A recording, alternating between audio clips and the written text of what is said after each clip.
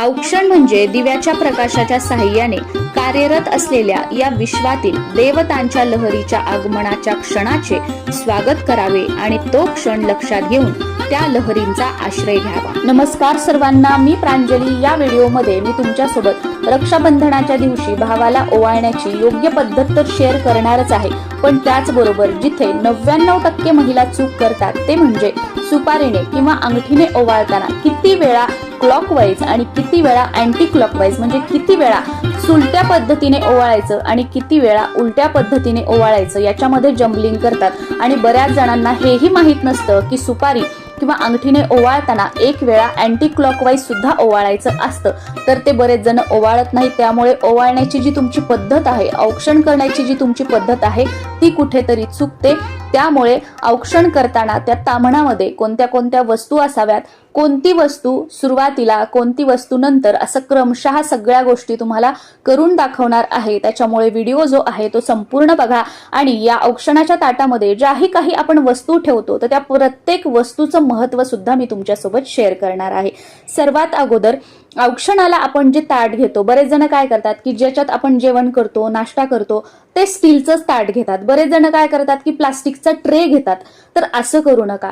जेव्हा आपण औक्षण करतोय तर अशा वेळेला तांब्याचं किंवा पितळाचं ताम्हणच घेण्याचा प्रयत्न करायचा आहे। ताम्हण ते स्वच्छ धुतलेलं पुसलेलं असावं, नाही तर बऱ्याच वेळेला ओलच ताम्हण लगेच धुवून घ्यायचं, किंवा ज्या तांब्या पितळेच्या वस्तू आहेत त्याला खूप डाग पडलेले असतात, तर अशा सुद्धा वस्तू घ्यायचं नाही।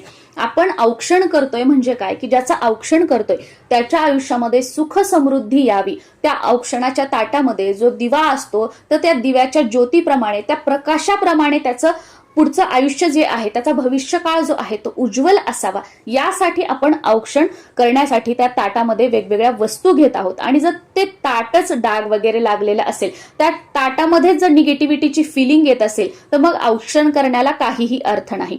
आणि सर्वात महत्वाचं, जेव्हा आपण औक्षण करतोय तर ज्याचं आपण औक्षण करणार आहोत त्या व्यक्तीने सुद्धा, आणि जी व्यक्ती औक्षण करणारी आहे त्या व्यक्तीने सुद्धा नवीन स्वच्छ धुतलेले कपडे जे आहेत ते घालायचे आहेत। नाही तर चला घरातली घरातच औक्षण करायचं आहे म्हणून गाऊनवर औक्षण करा, किंवा जे रोजचेच कपडे आहेत त्याच्यावर औक्षण करा, असं करू नका।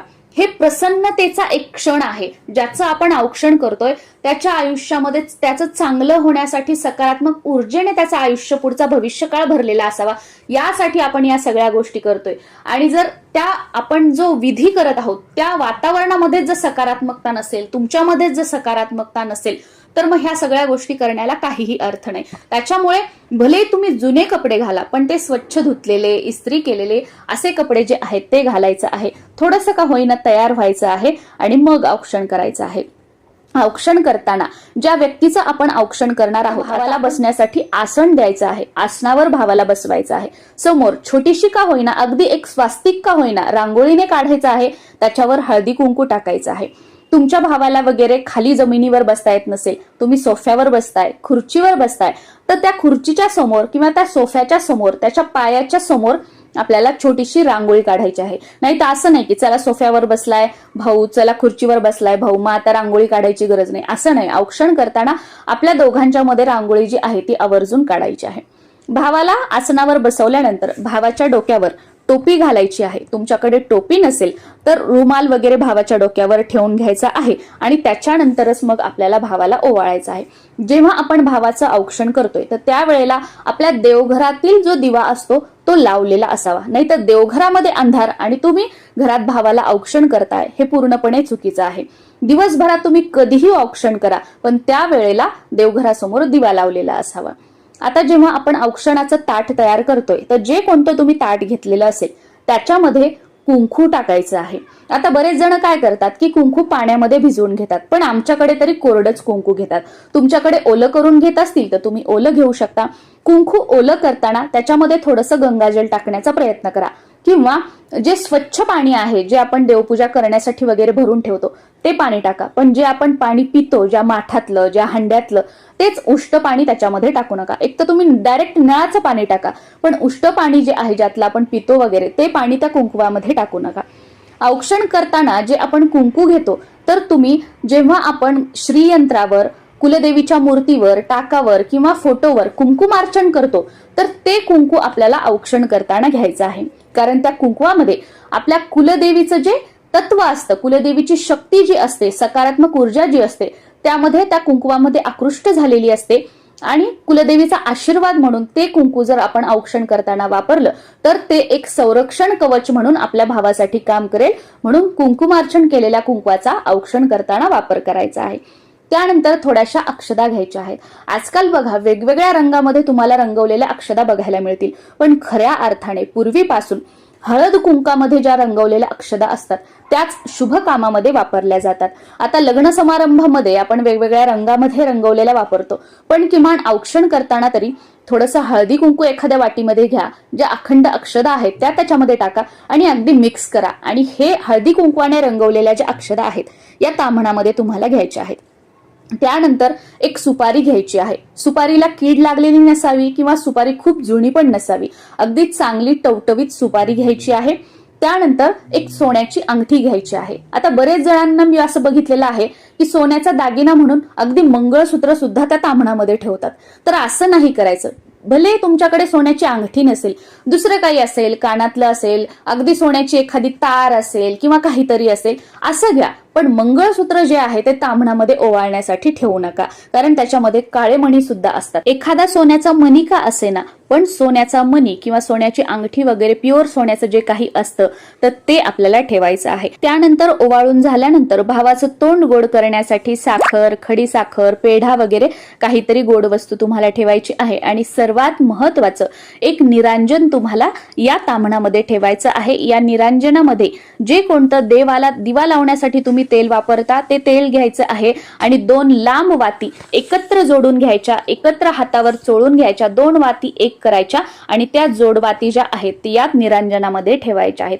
आणि त्याचबरोबर राखी बांधण्यासाठी जी कोणती राखी असेल ती ठेवायची आहे. या प्रकारे रक्षाबंधनानिमित्त भावाला ओवाळण्यासाठी जे आपण औक्षणाचं ताट तयार करणार आहोत त्यामध्ये या वस्तू ठेवायच्या आहेत. कुंकू म्हणजे मांगल्याचं प्रतीक. सर्वात अगोदर भावाला कुंकू लावायचं आहे. दोन्ही भोवयाच्या मध्यभागून ते वरती जाईल अशा प्रकारे खालून वर कुंकू लावायचं आहे. त्यानंतर अक्षदा घ्यायच्या आहेत. त्या थोड्याशा अगदी 4-5 दाणे अक्षदांचे घ्यायचे, अशा भल्या मोठ्या घ्यायच्या नाही की त्या भावाच्या केसामध्ये त्या अक्षदा जाऊन जमा होतील.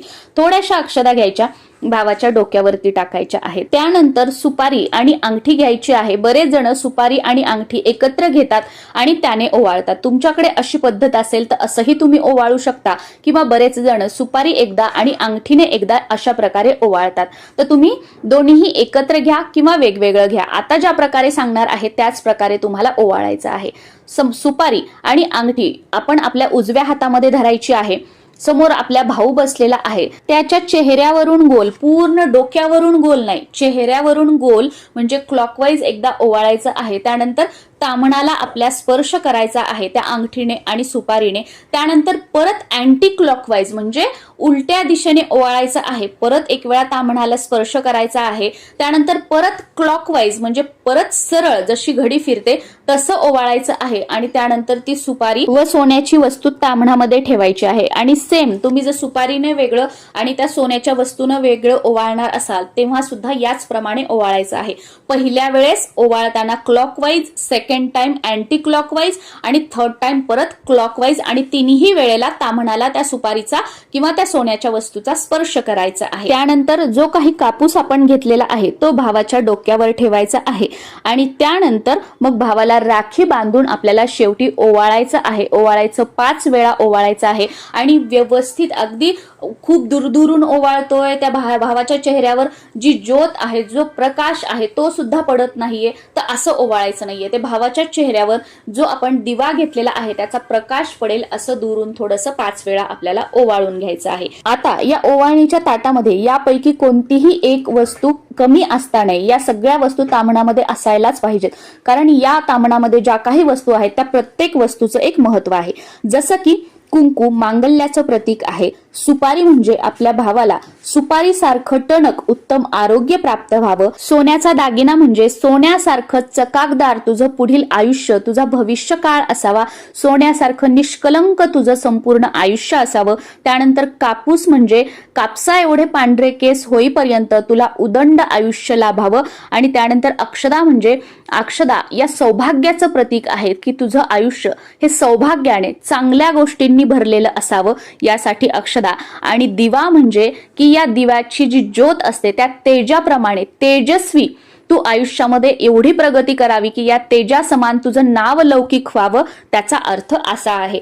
म्हणून या सगळ्या गोष्टी भावाला ओवाळण्यासाठी तामणामध्ये आपल्याला घ्यायच्या आहेत. आणि सर्वात महत्वाची गोष्ट की देवाला कधीही तेलाने ओवाळू नये आणि मनुष्याला कधीही तुपाने ओवाळू नये.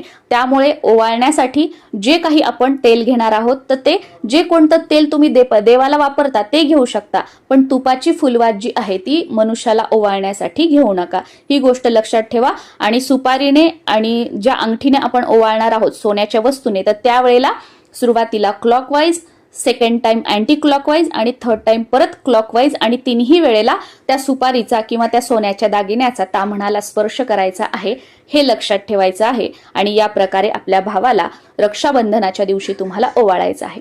रक्षाबंधनाच्या दिवशी भावाला ओवाळण्याचा मुहूर्त काय आहे याचा व्हिडिओ मी आपल्या चॅनलवर शेअर केलेला आहे. भद्राकाळ वगैरे सगळं त्याच्यामध्ये सांगितलेलं आहे.